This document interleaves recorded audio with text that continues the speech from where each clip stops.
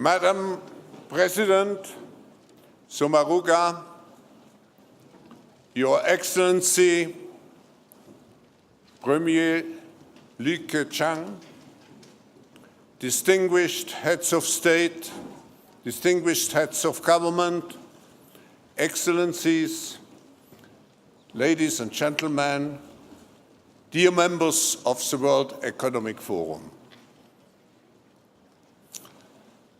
When we met last year, we were quite full of optimism. Now we are meeting again, and it looks like as if the world would be at the crossroads. Two ways to go: the way of collaboration, the way of mutual respect, and on the other hand, the way of polarization, extremism. At the end, it's our choice. And here, I think this assembly is a great example for collaboration. Collaborations of all stakeholders of global society. I'm very pleased to welcome here officially the 1,500 business leaders, the 300 members of government, the heads of civil society, the young generation, the media leaders, our experts, a true representative reflection of global society. We are here committed to improving the state of the world, to look at all the issues under the theme, the new global context. I have to ask you for your understanding that our program is so complex. There are over 300 different sessions.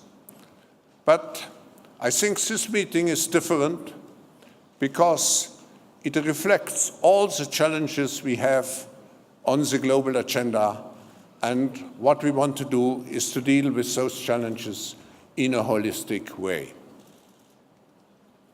I also would like to ask you, and you are doing it already, as I have seen today, to engage as much as possible.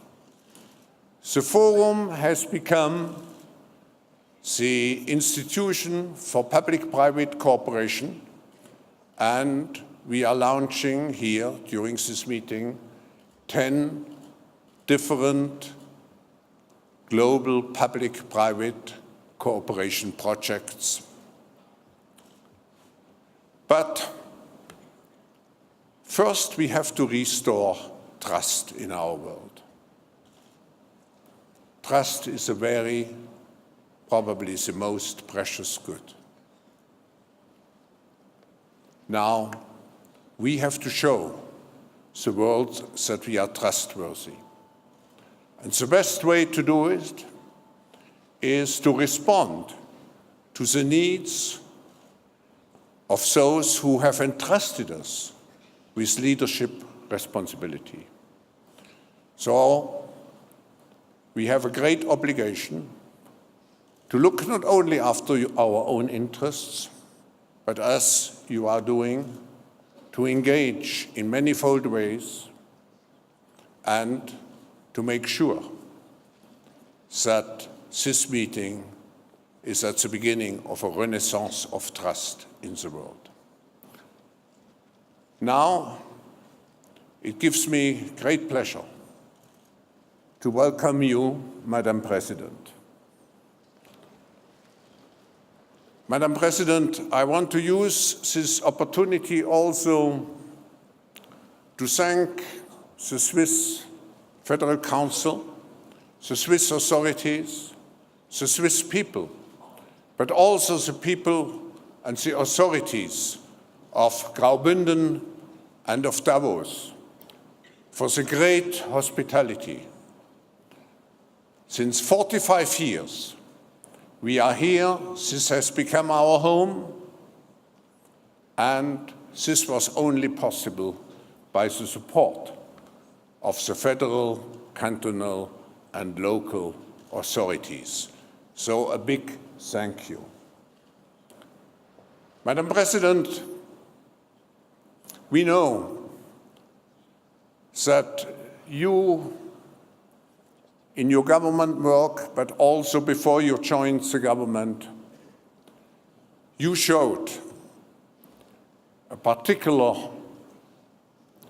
solidarity with the people who are not so privileged as most of we here in this hall are. And it shows by your commitment to issues I just mentioned, migration, which is very close to your heart. And I'm sure, Madam President, when looking at our program, you will have seen that many sessions reflect your concerns. So, ladies and gentlemen, let's welcome very cordially the President of our host country, Madam Sommaruga.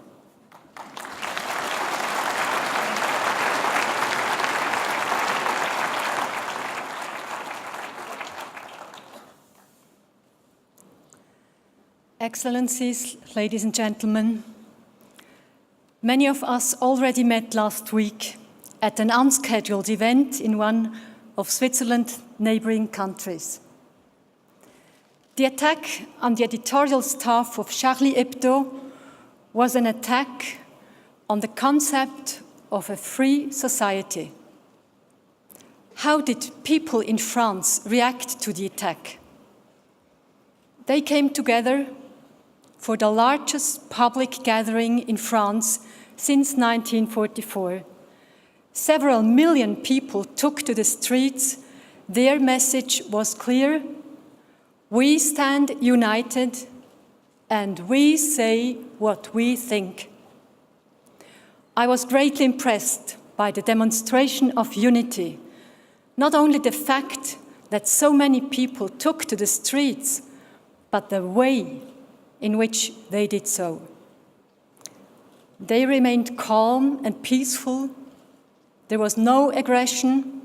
The people on the streets knew that this was not the time for anger. The Paris March was a demonstration for freedom and for our universal values. The Paris March was a demonstration of human dignity. Today, we once again assure France and its citizens of our solidarity, and we thank President François Hollande for his determined yet humane reaction to the tragic events. Ladies and gentlemen, the theme of this year's annual meeting is the new global context. If I had to describe this global context in just one word, I would say it is one of uncertainty. I'm not only talking about the current conflicts and crisis regions. I am also referring to the situation in the comparatively prosperous countries of Europe. Of course, Europe is not short of problems, but historically speaking, it has probably never been a better place to live than it is today. Nonetheless, in many countries in Europe, nationalist and populist parties are on the rise. They are critical of globalization, reject immigration, and incite skepticism towards the EU. It is particularly worrying that such political parties enjoy popularity even in countries with low rates of unemployment and strong economies. How can we explain this? The answer to this question is complicated. One thing is for sure: overall, globalization has led to greater prosperity and reduced poverty. However, that is not the case everywhere. Globalization induces in many people a deep-seated sense of uncertainty. Even in prosperous countries, more and more people feel that they will only be able to hold on to their jobs if they become even more efficient, more mobile, more flexible, and more industrious. Are we creating an economic environment in which only high performers working under constant pressure can prevail? Such fears are not entirely unfounded. Competition is growing for the highly developed economies too. In more and more countries, workers are still paid low wages, but now offer highly skilled labor too. This means that even leading economies can only remain successful if they are prepared to continuously make structural change. Structural change in itself is not a bad thing, but let's face the fact: structural change produces winners and losers. And that, ladies and gentlemen, is something we cannot simply accept. I repeat, globalization has a range of effects. So let us talk about both sides of the coin.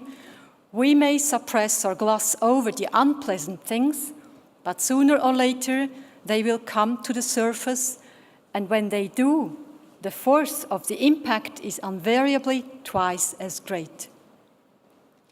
I am sure that one of the reasons why national conservative parties in Europe are popular right now is that globalization has caused a vague sense of uncertainty.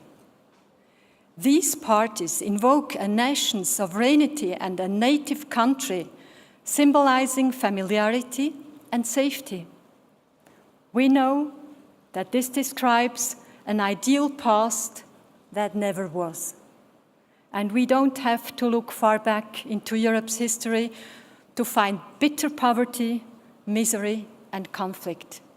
Yet it would be a dangerous mistake to ignore the uncertainty felt by many people. Many citizens find it difficult to identify with an economy whose dimensions have reached unimaginable proportions. Many are asking, how far is the balance of power shifting if the turnover of some global corporations is higher than the gross national product of many states, as is the case today? What do we think when we hear that shares are no longer held for several years, but for an average of 22 seconds, as one economist recently calculated? How much confidence can we have in financial institutions that break the law and end up paying billions of dollars in fines? What values do they communicate? Ladies and gentlemen, who can provide the people with the answers to these questions? Many business leaders have avoided assuming the responsibility for answering such questions for far too long. What we need is business people who want to earn money, but who also want something more. We need business people who want to give others a chance. We need employers who set benchmarks not only in terms of profit, but also in terms of corporate culture. And we need, for example, commodities groups that prohibit all forms of forced labor and exploitation and which recognize basic rights, for example, workers' freedom of assembly. Ladies and gentlemen, policymakers must also accept their share of responsibility. They must put in place a sound framework based on the rule of law, legal certainty, no corruption, and the protection of human rights and social justice. These elements are key to a healthy economic and social order. It is the task of politicians to introduce and enforce these elements where they do not yet exist, and it is for politicians to protect and defend them where they already apply. And this requires determination, clear values, and steadfastness. Nothing has greater value in politics than credibility. It was an important gesture for politicians from around the world to take part in the march in Paris to defend freedom of expression.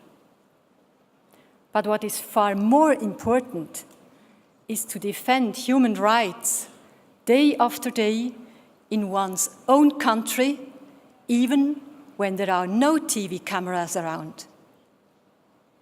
Here in Davos, let us also discuss the fact that in many places in the world, journalists are being imprisoned, even punished by flogging, simply because they write what they think.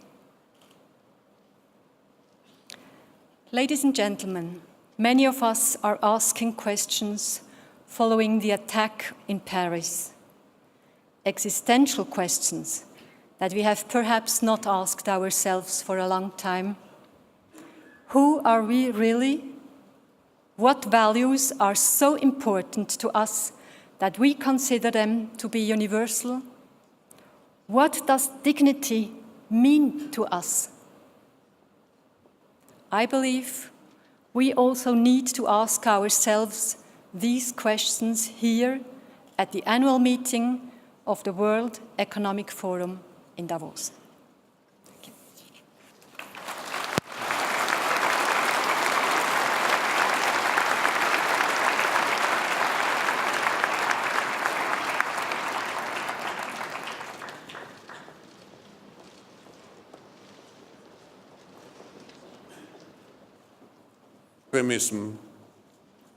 At the end, it's our choice. And here, I think this assembly is a great example for collaboration. Collaborations of all stakeholders of global society. I'm very pleased to welcome here officially the 1,500 business leaders,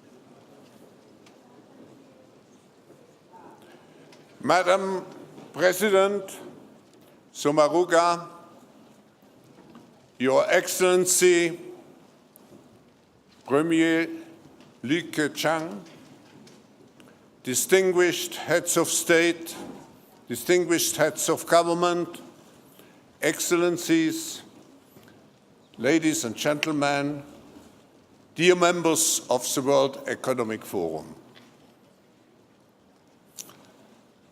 When we met last year, we were quite full of optimism. Now we are meeting again, and it looks like as if the world would be at the crossroads. Two ways to go. The way of collaboration, the way of mutual respect, and on the other hand, the way of polarization, extreme